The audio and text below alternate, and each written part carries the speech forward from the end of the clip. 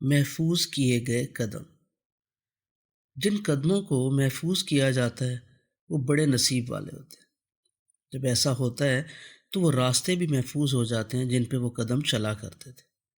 وہ مقام بھی سلامتی سے قائم کر لیے جاتے ہیں جہاں وہ چنے ہوئے خوش نصیب قدم رکا کرتے تھے۔ ایسے بختور قدموں کی تمام تر نشانیاں بتانا ہر ایک کے بس میں نہیں ہے۔ بڑی نشانی ایک ہے ایسے قدموں کی کہ ایسے قدم اٹھانے والا اپنی مرضی سے نہیں اٹھاتا۔ جہاں اسے لے جایا جاتا ہے وہ چلا جاتا ہے، جہاں رکنے کا اذن ملتا ہے وہ قدم روک لیتا ہے، کسی بھی راستے پہ اسے بھیجا جائے وہ چل پڑتا ہے۔ وہ یہ نہیں سوچتا کہ کتنا کٹھن راستہ ہے، نوکیلے پتھر ہیں، کانٹوں بھری جھاڑیاں ہیں، راہ میں سایہ ہے کہ نہیں، دھوپ راستوں میں پینے کو پانی بھی ملے گا یا نہیں۔ محفوظ ہونے والے قدم ایسی بحث میں نہیں پڑتے، انہیں اپنی عقل کی آنکھ سے زیادہ بھیجے جانے والے کی نگاہ پہ بھروسہ ہوتا ہے۔ ایسے قدم چلنے والا جانتا ہے کہ وہ جس کی ڈور پکڑ کے پتنگ بنا اڑے جا رہا ہے وہ نہ اناڑی ہے نہ کمزور، ساری ہوائیں اس کے حکم سے چلتی ہیں۔ اسے پتہ ہوتا ہے کہ ساری زمینیں سانس لیتے ہوئے اس کا نام لیتی ہیں۔ وہ جانتا ہے کہ اس کے حکم کے بغیر زمین راستوں کو کوئی رستہ راہ نہیں دیتا۔ اسے یہ بھی خبر ہوتی ہے کہ جب اسے راہ ملی بھی ہو تو راہ کی کوئی بھی رکاوٹ روک نہیں سکتی۔ ایسے نصیب آور قدم قدم قدم چلتے ہوئے اپنی آنکھوں میں اس کی نگاہ رکھ کے چلتے چلے جاتے ہیں۔ فاصلہ دنوں کا ہو، مہینوں کا یا صدیوں کا، بھیجنے والے کے حکم سے سمٹتا جاتا ہے، لپٹتا رہتا ہے، محفوظ ہوا رہتا ہے۔ سیدنا ابراہیم علیہ السلام نے بھی بہت سفر کی، ساری زندگی سفر میں گزاری۔ جہاں پل بھر کے لیے قدم روکنے کا حکم ملا، گھڑی دو گھڑی قیام کیا، اسی مقام کو محفوظ کر لیا گیا۔ سخت پتھر کی چٹان کے سینے پہ ان کے بختور پاؤں آئے تو وہ پتھر ادب سے دوہرا ہو کے ان کے پیروں میں سمٹ گیا۔ وہ پتھر جو اپنی نوکیلی پتھریلی سخت زبان سے پیروں کو چاٹنے کا عادی تھا، وہ ان کے بابرکت پیروں کے لمس سے مکھن کی ڈلی بن گیا۔ ان کے پیروں کا نشان اپنے دل پہ رکھ کے ہمیشہ کے لیے امر ہو گیا اور اپنے جیسے ہزار ہا پتھروں کے قبیلے سے نکل گیا۔ ممتاز ہو گیا، تقدس سے بھر گیا، ہر آنے والے وقت کی آنکھ میں کھپ گیا، محفوظ ہو گیا۔ مگر ایسا ہونے سے پہلے بہت کچھ ہونا باقی تھا۔ یہ محفوظ کیا گیا پتھر تو خدا نے اپنے گھر کی چوکھٹ پہ سجانا تھا، سجا لیا۔ گھر کے بنانے والے مزدور کو کبھی کسی نے اتنی عزت دی ہے؟ وہ گھر عام گھر تھوڑی تھا، وہ عزت والے کا عزت والا گھر ہے، جسے اس روئے زمین پہ اس کے نام کے لیے ہر سجدے کا رخ ہونا تھا، جسے اس کے آخری لاڈلے رسول صلی اللہ علیہ وآلہ وسلم کے لائے ہوئے دین کی پہچان بننا تھا۔ اس لیے ایسے عظمت والے گھر کو لاڈلے آخری رسول صلی اللہ علیہ وآلہ وسلم کے گھر کے سامنے بننا تھا۔ کہنے کو خدا نے سیدنا ابراہیم علیہ السلام اور ان کے فرزند سیدنا اسماعیل علیہ السلام کو فرشتے بھیج کے اپنے گھر کا نقشہ دکھایا تھا، حالانکہ اسی نقشے میں 2000 سال بعد اپنے لاڈلے رسول آخر صلی اللہ علیہ وآلہ وسلم کا چلا جانے والا ایک ایک قدم اس لمحے بھی خدا کے روبرو تھا۔ خدا کے سامنے وقت کی تقسیم ہماری طرح نہیں ہے۔ ہمارے پاس تو وقت کی 3 شکلیں، ماضی، حال اور مستقبل۔ خدا کے سامنے یہ تینوں زمانے سر جھکائے ادب سے کان لگائے بیٹھے رہتے کہ کب کس زمانے کو تعمیل کے لیے حکم ملے اور وہ چنا جائے۔ چنے ہوئے لوگوں کے لیے وقت کا بھی چناؤ ہوتا ہے۔ ہوا، مگر یوں ہی نہیں، ایک سے ایک بڑے امتحان سے گزارنے کے بعد، سب کو دکھا کے، منوا کے، تاکہ آنے والے وقتوں میں انسان بڑے انعام کی جب بھی کوئی کسوٹی بنائے، معیار ایک ہی رہے، ایثار اور قربانی۔ قربانیوں کے کسی بھی پیرائے میں سیدنا ابراہیم علیہ السلام، سیدنا اسماعیل علیہ السلام اور سیدہ ہاجرہ علیہ السلام نے عظیم ترین قربانیاں پیش کی۔ انہیں محفوظ کر لیا گیا، رائج کر دیا گیا، آنے والوں کو پیروی کا حکم دے دیا گیا۔ شیر خوار بچے اور وفاشار بیوی کو 40 دن اونٹ کی مسافت پہ ایک بنجر خشک پہاڑوں بیچ صحرا میں چھوڑا جانا، جہاں نہ پینے کے لیے ایک بوند پانی تھا، نہ سائے کے لیے کوئی سبز پتا۔ وہیں شیر خوار بچے کی ایڑیوں سے میٹھے ٹھنڈے خوشگوار پانی کا چشمہ جاری ہونا تھا۔ ہوا بنجر خشک صحرا کے سینے سے سبز کونپلیں نکل آئیں۔ وہ تین طرف سے آتے جاتے قافلوں کے راستے کا مقام اتصال تھا۔ یمن سے آئے ایک قافلے نے سیدنا حاجرہ علیہ السلام سے درخواست کی کہ ہم مسافر ہیں، تھکے ہوئے، اجازت ہو تو آپ کے چشمے کے پاس رک جائیں، اس بابرکت پانی سے اپنی اور اپنے جانوروں کی پیاس بجھائیں۔ سیدنا حاجرہ علیہ السلام نے اجازت دے دی۔ یوں وہ قافلہ جو اپنی پہچان بنو جرہم بتاتا تھا وہاں رک گیا۔ دھیرے دھیرے چشمے کے آس پاس انہوں نے اپنے خیمے لگا لیے۔ خیمے دھیرے دھیرے پتھروں کے گھروندے بن گئے۔ سیدہ حاجرہ علیہ السلام کا شیر خوار سیدنا اسماعیل علیہ السلام قدم قدم چلنے والا بچہ بن گیا۔ وقفے وقفے سے فلسطین کی طرف سے 40 دنوں کی لمبی مسافت طے کر کے اونٹ سوار سیدنا ابراہیم علیہ السلام اپنی بیوی اور بچے سے ملنے آتے اور رہتے۔ اللہ نے پیار باپ بیٹے میں ایسے ڈال دیا جیسے شہد میں مٹھاس۔ سیدنا ابراہیم علیہ السلام بچے سے دور بھی رہتے تو اس کی محبت کی پھوار سے بھیگتے رہتے۔ بچہ بڑا ہوتا ہوتا اتنی عمر کو پہنچ گیا کہ وہ باپ کے آگے پیچھے دوڑنے لگا۔ کبھی سیدنا ابراہیم علیہ السلام بھاگ کے اسے چائے زمزم سے میٹھا پانی لالا پلاتے، کبھی وہ مٹی کا کٹورا پانی سے بھر کے باپ کے پیچھے پیچھے بھاگا پھرتا۔ زمزم کے کنویں سے 40-50 قدم پر وہ مقدس جگہ تھی جہاں خدا نے اپنا گھر بنانا تھا، جو آسمان پہ بنے اس کے معزز گھر کا اس دھرتی سے تمام تر جڑی زمینوں کے مرکز پہ عکس تھا، جسے ابھی بننا تھا، اسے کیے جانے والے سجدوں کا رخ ہونا تھا۔ اپنا گھر بنانے والوں کا امتحان ابھی باقی تھا، تاکہ یہ منوا لیا جائے کہ یہ دونوں باپ بیٹا اس مقدس گھر کے پتھر رکھنے کے اہل ہیں۔ باپ نے ایک رات ایک عجیب خواب دیکھ لیا، جس کی بابت انہیں معلوم تھا وہ خدا کی طرف سے حکم ہے اور اس کی تعمیر لازم ہے۔ 10 سال کا بیٹا پانی کا بھرا کٹورا لیے پاس آیا تو باپ نے کٹورا چھوڑ کے اس کی باہ پکڑ لی، اسے گلے لگایا، اس کا ماتھا چوما، کٹورے کا سارا پانی اسے پلا دیا، پھر اسے دونوں کندھوں سے پکڑ کے اس کی آنکھوں میں دیکھتے ہوئے اطمینان سے اسے اپنا خواب سنانے لگا۔ کہنے لگا، بیٹا میں نے دیکھا ہے، میں تجھے خدا کے نام پر قربان کر رہا۔ 10 سال کا بیٹا خدا کے مقام اور باپ کے رتبے سے کس قدر شناسا ہوگا کہ اس نے کوئی سوال نہیں پوچھا، بولا، ابا پھر سوچ کیا رہے ہیں؟ حکم کی تعمیل کریں، میری گردن حاضر ہے۔ باپ بیٹے کو لے کر خدا کے بنائے جانے والے گھر کے مضاف کی طرف چل پڑا۔ شاید خدا کو اس عظیم قربانی کی آڑ میں اپنے عزت والے گھر کی حدود طے کرنا تھی۔ جہاں باپ بیٹا جا کے رکے وہی بنائے جانے والے گھر کی حد طے ہو گئی۔ مینا نام کے میدان میں جا کے باپ نے بیٹے کو ماتھے کے بل لٹا دیا۔ پیچھے اکلوتے بیٹے کی صحرا نشیں ماں سیدہ حاجرہ علیہ السلام دوڑتی آئیں۔ شیطان سارا منظر دیکھ رہا تھا۔ اس نے تو اس انسان کی تخلیق کے دن سے خدا کے ہر بندے کی راہ میں بیٹھنے کی اجازت لی ہوئی تھی۔ خدا نے بھی اس پہ واضح کر دیا تھا کہ تم اپنی کوشش کرتے رہنا، مگر جو میرے بندے ہیں ان پر تمہارا زور نہیں چلے گا۔ وہی ہوا۔ شیطان نے بھاگم بھاگ باری باری تینوں عظیم ہستیوں کو ورغلانے کی کوشش کی۔ پہلے باپ کے کان میں خود کلامی کے انداز میں سوچنے لگا، شاید تجھے مغالطہ ہوا، میرا اکلوتا بیٹا ہے، میری پہچان ہے، میری نسل اس سے چلنی ہے، یہی قربان ہو گیا تو میں بے نشان رہ جاؤں گا۔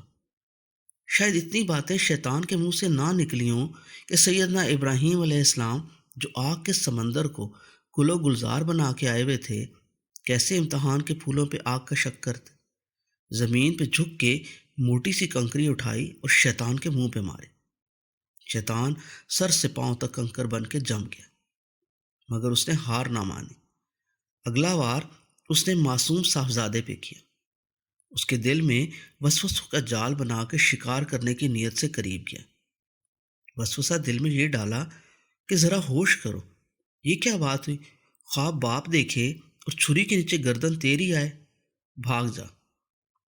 وہ بھی رسول زادہ تھا، خود نبی تھا۔ باپ کا ہاتھ مزید زور سے پکڑ لیا، ہاتھ پکڑے پکڑے چلتے چلتے جھک کے زمین سے باپ کے اٹھائے کنکر سے بھی بڑا کنکر اٹھایا اور وسوسوں کی خسر پسر کرتے شیطان کے ماتھے پہ کھینچ مارا۔ شیطان پھر تل ملانے لگا۔ اب اس نے تیسری بار حملہ آور ہونے کا پروگرام بنایا۔ اسے شاید پتا تھا کہ امتحان میں کامیابی کی صورت میں ان دونوں کے ہاتھوں خدا کا عزت والا گھر بنے گا، اور اسی گھر کے پڑوس سے انہی کی نسل سے ایک ایسے برگزیدہ رسول آخر صلی اللہ علیہ وآلہ وسلم کی بعثت ہوگی جس سے اس نسل انسانی کو بھٹکانے کی ساری محنت اکارت جائے گی۔ اسے آنے والے وقتوں میں اپنی حیثیت برباد ہوتی نظر آ رہی تھی۔ وہ کیوں نہ ہاتھ پاؤں مارتا؟ اس نے سوچا، پہلے پہل آدم علیہ السلام جب اس کے ہاتھوں نہ پھسلا تو اماں حوا علیہ السلام نے اس کی خسر پسر پہ کان دھر لیے تھے۔ کیا پتا بی بی حاجرہ علیہ السلام بھی حوا کی طرح ہو۔ تیسری بار اس نے دونوں باپ بیٹا کے پیچھے ممتا کے ننگے پاؤں بھگا دی۔ سیدہ حاجرہ علیہ السلام کے ذہن میں سرگوشیاں شروع کر دی۔ یہ کیا انہونی ہوئی؟ بیٹا پیدا ہوا تو 40 دن اونٹ کے سفر پہ اس ویرانے میں لا چھوڑا۔ اب بیٹا جوان ہونے لگا تو اسے زندگی سے ہمیشہ کے لیے نکالا جا رہا ہے۔ بھاگ کے جا، روک لے، اپنے بیٹے کو بچا۔ سیدہ حاجرہ علیہ السلام جلیل القدر نبی کی زوجہ تھی، عظیم الشان نبی کی والدہ تھی۔ انہیں اپنے اکلوتے بیٹے کے ماتھے پہ اس جہاں کے عظیم ترین رسول صلی اللہ علیہ وآلہ وسلم کے جد امجد ہونے کی روشنی نظر آ رہی تھی۔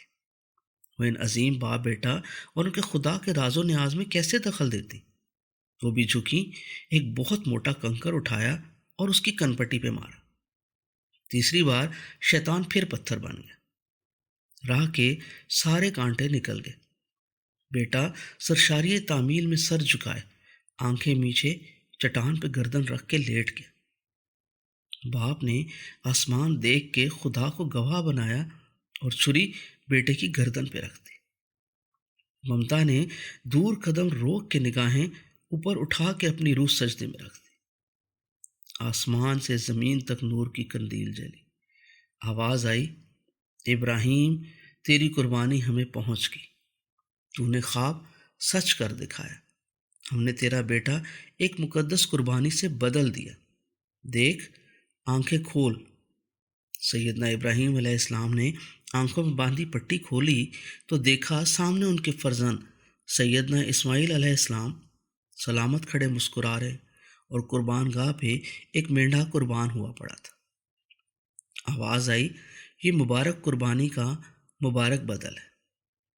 اصل بڑی قربانی کا بہتر بدل اسی لمحے اسی فرما بردار جلیل القدر صاحبزادے کی نسل سے پیدا ہونے والے سیدنا ابراہیم علیہ السلام کی دعا رسول آخر صلی اللہ علیہ وآلہ وسلم کے متبرک گھرانے کے نام لکھا گیا۔ ورنہ کوئی مینڈا ایک رسول سے کیسے برتر اور بہتر ہو سکتا تھا؟ وہ تو فرما برداری کا انعام تھا، کھانے کی ضیافت تھی۔ کہا اسے کھاؤ کھلاؤ، تم باپ بیٹا اور ماں اس آزمائش میں پورے اترے۔ مکہ کی بستی دھیرے دھیرے بڑھتی رہی۔ سیدنا ابراہیم علیہ السلام دور سیدہ سارہ علیہ السلام کے گھر سے کندھے پہ تیر کمان ڈالے اونٹ پہ بیٹھ کے آتے جاتے رہتے۔ ایک بار واپس گئے تو انہوں نے سیدہ سارہ علیہ السلام کو خدا کی طرف سے ملی ایک خبر سنائی۔ سیدہ سارہ علیہ السلام کے بیٹے سیدنا اسحاق علیہ السلام اور اسحاق کے بیٹے یعقوب علیہ السلام کی خوشخبری دی۔ پھر پلٹ کے مکہ آئے تو سیدنا اسماعیل علیہ السلام کو تیر اندازی کے سبق دیے۔ اسی ملاقات میں شاید جب سیدنا اسماعیل علیہ السلام کی عمر 20 سال کی تھی تو سیدہ حاجرہ علیہ السلام کے جانے کا وقت آ گیا۔ وہ جس جھونپڑی میں رہتی تھیں وہیں باپ بیٹا نے انہیں دفنا دیا۔ یہ تو بعد میں انہیں معلوم ہوا کہ خدا نے اپنے گھر کی بنیادوں کی نشاندہی کرتے وقت سیدہ حاجرہ علیہ السلام کی قبر کو کعبہ کی شمالی دیوار میں داخل کر لیا، جو اب حتیم ہے۔ باپ بیٹے کی آخری ملاقات تعمیر کعبہ پہ ہوئی۔ بیٹا 30 سال کا ہو چکا تھا، باپ کی عمر 120 سال کے لگ بھگ تھی۔ اس ملاقات سے پہلے 2 بار سیدنا ابراہیم علیہ السلام بیٹے سے ملنے اس کی جھونپڑی پہ آئے تھے۔ دونوں بار بیٹا تیر کمان لے کر کہیں دور گیا ہوا تھا۔ پہلی دفعہ باپ نے بیٹے کی دہلیز پہ دستک دی تو اندر سے ایک ناشکری عورت کی آواز آئی، جو دہلیز سے باہر نکل کے اپنے خاوند کی شکایتیں کرنے لگی۔ کیا بتاؤں کدھر گیا ہے؟ کبھی بتا کے گیا ہی نہیں، اس اجاڑ میں قید کر کے رکھا ہے، اوپر سے آپ آگے پوچھنے کیا بتاؤں۔ بڑ بڑ کرتی ہوئی وہ واپس دہلیز کے اندر جانے لگی تو سیدنا ابراہیم علیہ السلام نے اسے پل بھر کے لیے روکا۔ بولے، تیرا خاوند آئے تو میرا ایک سندیسہ دے دو گی؟ وہ ناک چڑھا کے بولیں۔ سیدنا ابراہیم علیہ السلام کہنے لگے، کہنا گھر کی دہلیز بدلنے والی ہے، بدل لے۔ کہہ دوں گی، مگر اس نے میری کہی تھوڑی سننی ہے، یہی دیمک زدہ دہلیز میرے نصیب میں رہنی ہے۔ سیدنا ابراہیم علیہ السلام مسکرائے اور واپس پلٹ گئے۔ سیدنا اسماعیل علیہ السلام اپنے گھر پہنچے، پوچھنے لگے کوئی ملاقاتی آیا تھا کیا؟ شاید باپ کی خوشبو نے ان کے ذہن میں سوال اتارا۔ سیدنا اسماعیل علیہ السلام کی بیوی نے الٹے سیدھے ہاتھ ہلا کے انہیں ایک روشن چمکتی آنکھوں والے سفید ریش بوڑھے کی آمد کا بتایا اور کہنے لگی، عجیب سا سندیسہ دے کے گیا ہے وہ بابا۔ جاتے جاتے کہنے لگا، تیرا خاوند آئے تو کہنا گھر کی دہلیز بدل لے۔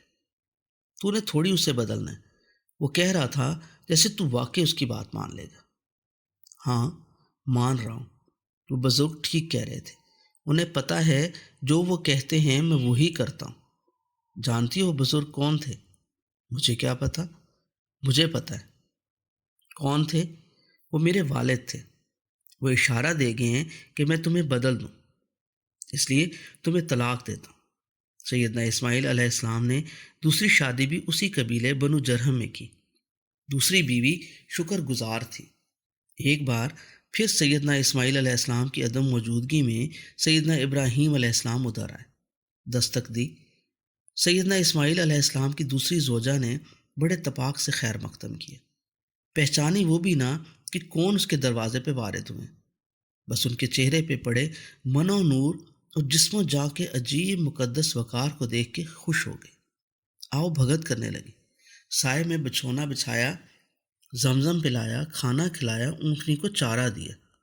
سیدنا ابراہیم علیہ السلام نے اس سے اس کے خاوند کی بابت پوچھا۔ بڑے احترام سے بولی، گھر کے کاموں میں لگے رہتے، شاید آنے میں دیر ہو جائے۔ سیدنا ابراہیم علیہ السلام خوش ہوئے، بولے، تیرا خاوند آئے تو اسے میرا ایک پیغام دو گی؟ جی ضرور، کہنا تیرے گھر کی دہلیز بہت اچھی ہے، اس کا خیال رکھنا۔ یہ کہہ کے سیدنا ابراہیم علیہ السلام پھر پلٹ گئے۔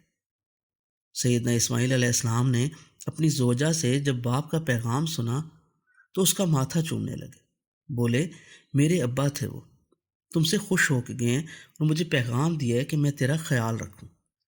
دونوں میاں بیوی کا پیار بڑھ گیا۔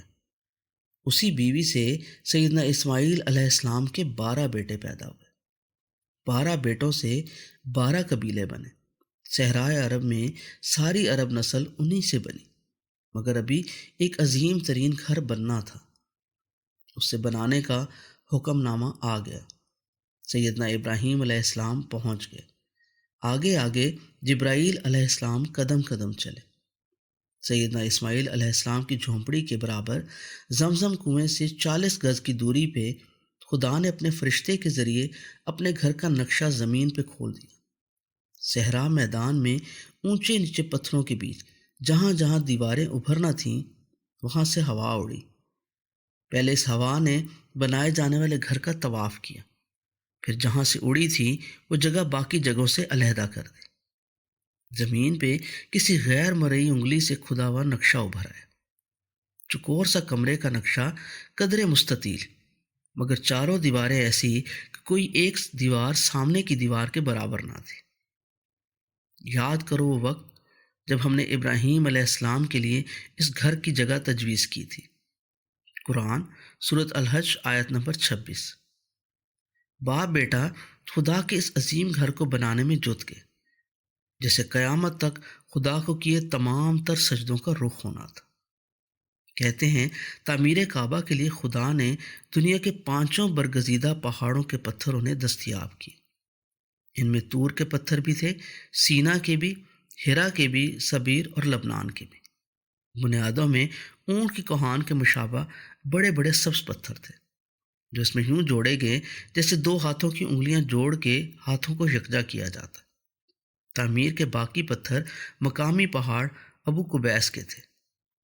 ابو قبیس پہاڑ کو امانت دار پہاڑ کہا جاتا ہے۔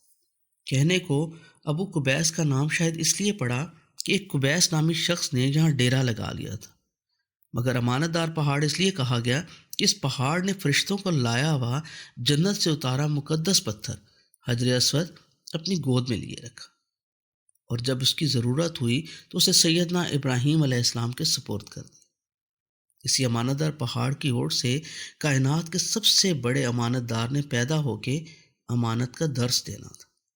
سیدنا ابراہیم علیہ السلام نے بیٹے کو بھیجا تھا کہ کوئی خاص پتھر لاؤ جسے میں خدا کے گھر کے ایک کونے پہ ایسے لگاؤں کہ یہ لوگ اس سے اس گھر کا طواف شروع کریں اور وہ خدا کے گھر کے ماتھے کا جھومر ہو۔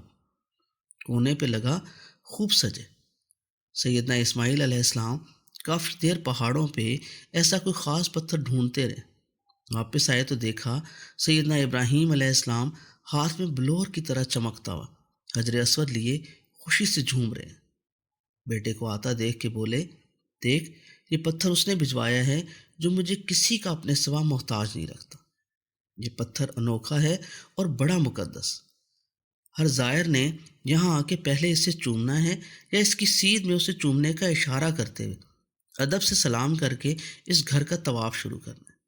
دیکھ کتنا بلوری سفید ہے۔ اس کی سفیدی کے بارے میں لگتا ہے کہ میلے من کے زائرین کے میل سے سیاہ نہ ہو جائے، لوگوں کے دلوں کی سیاہی جذب نہ کر لے۔ آؤ اسے مل کر لگائیں۔ شاید دونوں باپ بیٹا کو علم ہو کہ کبھی ہزاروں سال بعد اسی گھر میں یہ پتھر انہی کی آل سے آئے ہوئے رسول آخر صلی اللہ علیہ وآلہ وسلم کے ہاتھوں سے لگے گا، سجے گا۔ خدا کا پہلا گھر بن گیا سادہ اور پروقار، گھڑے ان گھڑ بڑے چھوٹے پتھروں کی 4 دیواروں کا قدرے مستطیل کمرہ جس پہ چھت نہیں تھی۔ دیواریں بھی عام انسانی قد سے کوئی 1.5 ہاتھ اونچی، 8-9 فٹ کے لگ بھگ۔ دروازے 2 تھے، ایک مشرقی دروازہ جو اب بھی موجود ہے، دوسرا مغربی طرف، ایک اندر جانے کے لیے دوسرا باہر آنے کے لیے۔ اندر جانے کا دروازہ اب رہ گیا، باہر نکلنے کا دروازہ آخری رسول صلی اللہ علیہ وآلہ وسلم کے آنے کے ساتھ ہی ختم ہو گیا۔ دروازوں کی چوکھٹ بھی نیچی تھی اس وقت، زمین کے برابر۔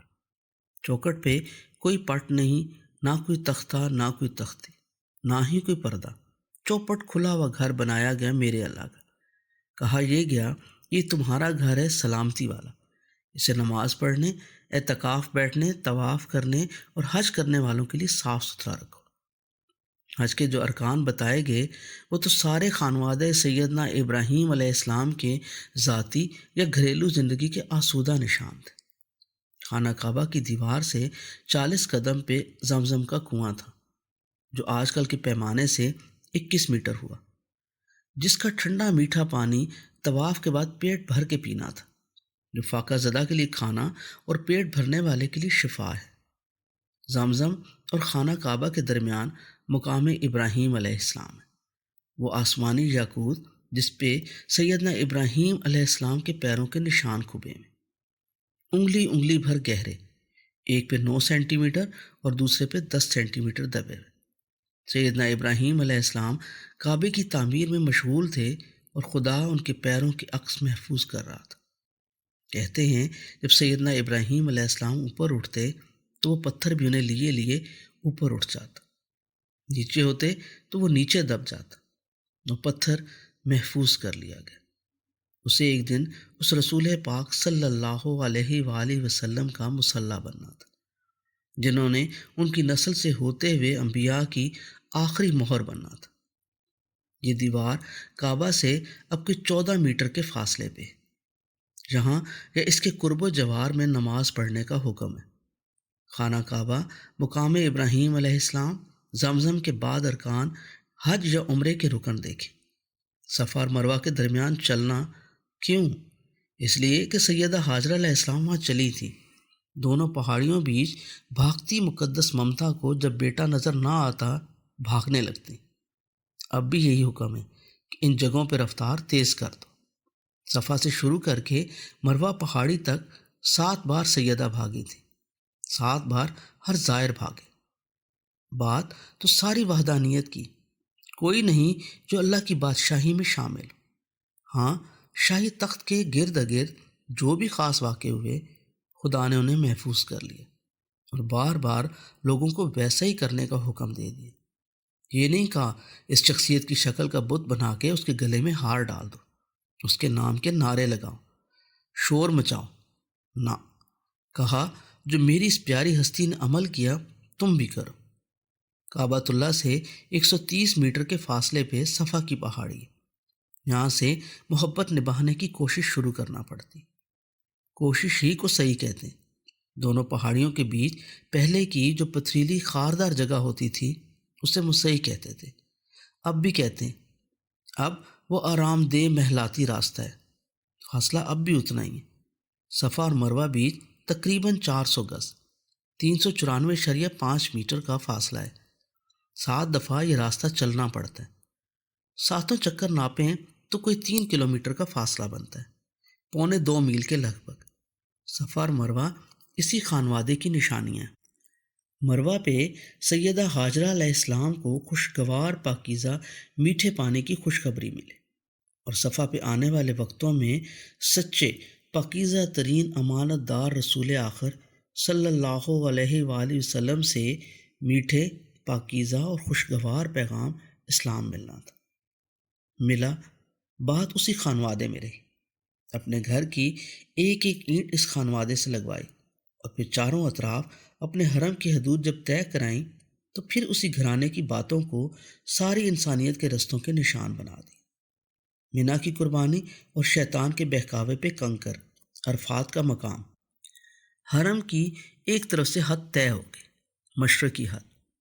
آج کی پیمائش سے خانہ کعبہ سے 22 کلومیٹر دور حجر اسود کی عین سیدھ میں ہے۔ باقی اطراف سے حدود کا تعین ہونا تھا، ہوا۔